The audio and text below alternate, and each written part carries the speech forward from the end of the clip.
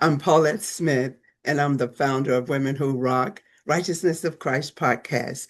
And we just want to thank you so much for joining in with us on today. We have a very special guest. But before I get to who she is, I'd like to just thank you again for being a part of this podcast. It's the podcast is called Let's Talk About It, and we want to showcase women who may have gone under the radar for whatever reason, and we want to let them know that they have a voice to be heard and a story to tell. And our special guest on today, now her voice has just resonated all through the country, all over, internationally. She's a powerful, powerful woman of God. I'm so excited and I'm so privileged just to have her on our podcast today. We've been talking about various subjects. Our last season, we talked about victory under pressure. And this season, we're going to be talking about the power of his presence. And we're going to be doing various episodes that's going to really get into a conversation about what that means to have the power of God's presence with you and how that can make such a difference in our lives when we understand that. So I'm not just going to go on and on because I'm so excited about this episode that we're going to be doing. And now I'm going to formally introduce you to our very special guest on today, Lady High, Evangelist Teresa High. And I'm going to read my notes because I want to make sure I do this right. She's the First Lady of Bethesda Temple in Dayton, Ohio. She's the wife of Bishop Craig High, and they have been pastoring at Bethesda Temple for 17 years. That's a long time. And their faithfulness is well known. And she is a woman that is powerful.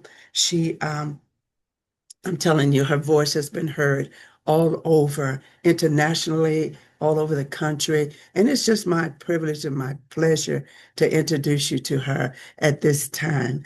Evangelist High, thank you so much. I said a whole lot in just a few moments, but I am so excited and I know it shows. But thank you so much. Thank you so much for just taking the time out of your busy, busy schedule to be with us on this podcast. So I'm just kind of let you take center stage. I usually start off by asking those that I interview about their passion, tell a little bit about themselves. Um, so I'm going to do the same with you. I'm going to give the platform to you. Tell us more. I can't imagine any of the women out there that don't know who you are and have not been impacted by your ministry. But tell us how long you've been in ministry, even a little bit about how you got started. So the stage is yours. Yes, ma'am. I did my initial sermon in 1983 under the pastorate of my father, Yes. Bishop Richard Young, and was not an area that I wanted to move into. Matter of fact, I was probably heard the call of God 6 years prior Oh, wow. Okay. and ran from it. So that we kind of on the whole page of this uh, not necessarily doing and following through with what God is saying. But when He has a call on your life, Yes. either you're going to come when He says come, or you're going to get some bumps and bruises along the way. But one way or the other, you're going to do what He says you got to do. Yes. So that's kind of where I'm at, and now it's been this many years in ministry, and God has given me a heart for the people of God, Mhm. probably especially for the women of God, and I've Yes. been doing a lot of things in that area. Women's retreats. I have a ministry called Talitha Kumi. I think you all have your I love women's that. ministry, Yes, I remember. but Talitha Kumi is the name of my women's retreats, and we do those every other year.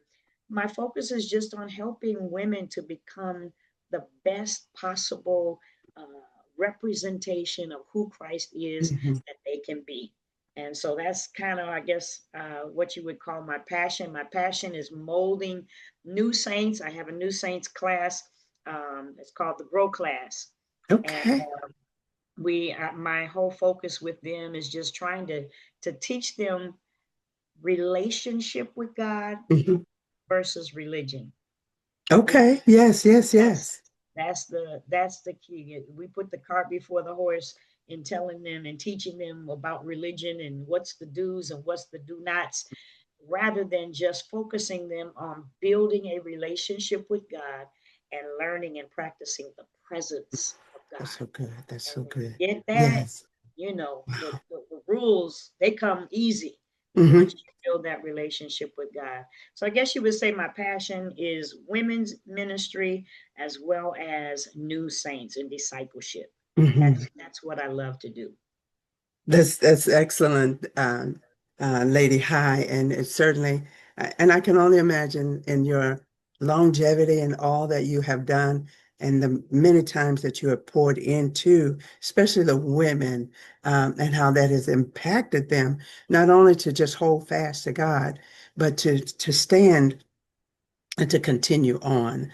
And I want to move into us talking about the presence of God, the power of His presence. And I Yes. can only imagine that when you're teaching and when you're mentoring, especially young women, that the importance of them to recognize when the presence of God, how it impacts them and how it can really change their focus, change where they are, where they're going in the Lord. So I can really embrace what you're saying about the passion. I too have such a passion for women. God, and just a little bit about the ministry, my ministry as well. It was birthed out of women at the end of the year have gone all through the year and they've had to face, so many different kinds of challenges. Maybe something in their family, or there may have been a death in the family, or just, conflicts, whatever they had to navigate through during that entire year. At the end of the year, I said, let's just let our hair down. Let's just come together as women and let's just have fun, relax, so God can just kind of restore you. And so that's where the name came from, Women Who Rock, but it's righteousness of Christ.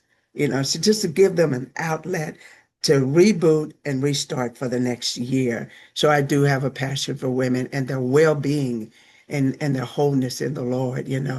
So our topic today that we're going to be focusing in on, again, our for this season, we're going to be talking about the umbrella is the power of his presence. And this episode is talking about the the um, the power of now, of doing it now. And I really disclosed to you about going and looking back at some of your sermons, and I hit on the right. God just led me to the right one. And you talked about Esther. Now I do have some questions, but I think that our conversation is going to cover that, because we start talking about your sermon that God has a way. And I think that what I received from it, when you started talking about Esther and to do it now, who knows that you have come to this season or come to a time in place to do something now that is expedient, that you move when God says move. And so I want you to really talk about what it means to not only just hear the voice of God, but to not delay when you know that God is leading you to do something that's going to make an impact, and how important that is. I think even just the idea of doing things now. I think about the fact that God is a God who is outside of time. So Mhm. Bible, through our studies, we find out that He is the one who sees the end from the beginning. That's because He stands outside of time. So Mhm. to Him, the beginning and the end are all now. That's good. Okay, standing That's outside of very good. time, everything to Him is now. And for us, in who live in time, now is the only time we really have that's guaranteed. That's We good. can't do anything about our past. We can't do anything about the future. It's out of our control. The only space of time that we have is now. And Mm. so keeping that in mind, decisions that we make in the now are definitely going to impact our future. But I think dealing with who we deal, we are our God's ambassadors. We are Mhm. God's children. And so I think we have to learn to deal and move in God's time.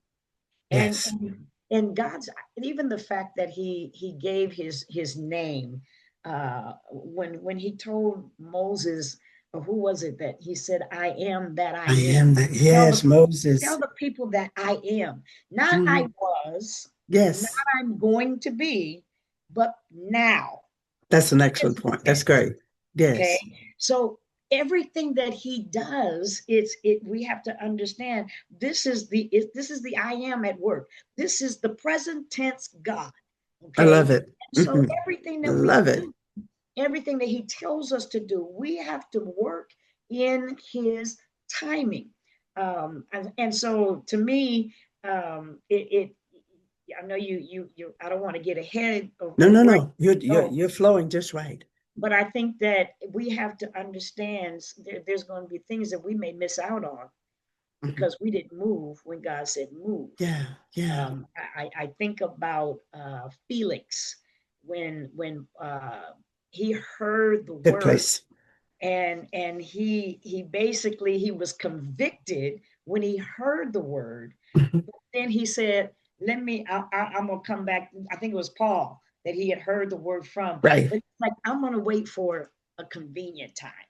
Mm, mm. This is the problem with us today. If it's not convenient for I love us, it. Yes, talk we about that. put it off. We put it off. We wait. You know, we got things too easy in America. Hmm. Hmm. Hmm. If it's not easy and simple, then we put it off. It's Uh-huh. inconvenient. But we serve a God that pulls you outside of your comfort zone. Yes, yes. Oh And my goodness. we have to learn to move when he says move. Even the scripture, now faith is Now the faith. substance of Yes, things hoped for, the evidence of things not seen. Not faith is, we look at faith in the future. we Well, do. I have faith for this to happen. No, that's hope. Hmm. Faith is now. Wow. I believe, if I'm believing for my healing, it already exists in the spiritual. Yes. All I'm going to do is confess it and bring it from the spiritual into the natural. Right. Now faith Now faith. is. Yes, yes. I would love to share my testimony of our house. Please, please, please share it. Okay. Please. Um, we we've been in our house now, I think it's been almost 7 years. But 7 years ago, when we came, we've been here in Dayton, had been here in Dayton for about 10 years, and we were renting. Hmm. And someone told me years back that God was going to bless us with a house. I didn't say anything to anybody, just kind of filed it away, waiting for a confirmation because it's like, oh, really? It sounds good to me. Yes. And didn't say anything about it. 10 years later, my husband, we were trying to get a house. He gave me an idea of where, what range we need to look in. Mhm. And he said, start looking for a house, and put in bids on a couple of them. Things didn't happen, didn't come through. So my daughter says, let's just go riding and find a neighborhood you want to live in.